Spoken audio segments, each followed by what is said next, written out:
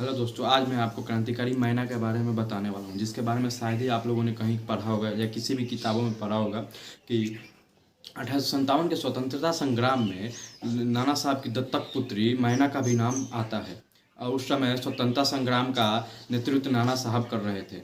और उस समय नाना साहब के कुछ भारतीय क्रांतिकारी अंग्रेज़ों के कुछ बेटी और बच्चे को पकड़ कर लाए और उन्हें दंड देने के लिए कहा। लेकिन नाना साहब एक सच्चे भारतीय होते हुए उन्होंने दिखाया कि निहत्थे और स्त्रियों को मारना कायरता ही नहीं पाप भी है।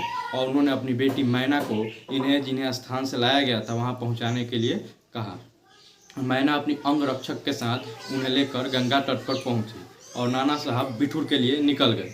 और तब तक मैना को पता चला कि नाना साहब के बिठूर निकलते ही अंग्रेज़ों ने कानपुर पर हमला बोल दिया है। ये सुनकर मैना का खून खौल उठा और उन्होंने अपनी अंगरक्षक श्री माधव से कहा कि हम लोग इन्हें सुरक्षित पहुंचाकर कानपुर के लिए रवाना होंगे। तब तक अंग्रेज़ों की एक टुकड़ी आ गई और मैना को पकड़ ली और श्री माधव मारा गया और अंग्रेज़ों ने मैना को पकड़ लिया।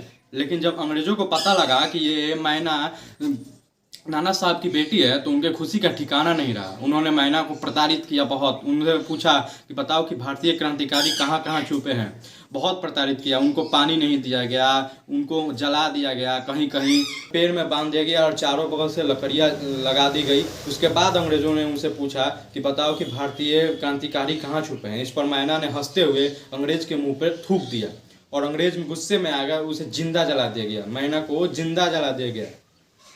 तो ऐसी थी वीर मैना की क्रांतिकारी की कहानी, जो आपने शायद ही कहीं सुनी होगी या पढ़ी होगी।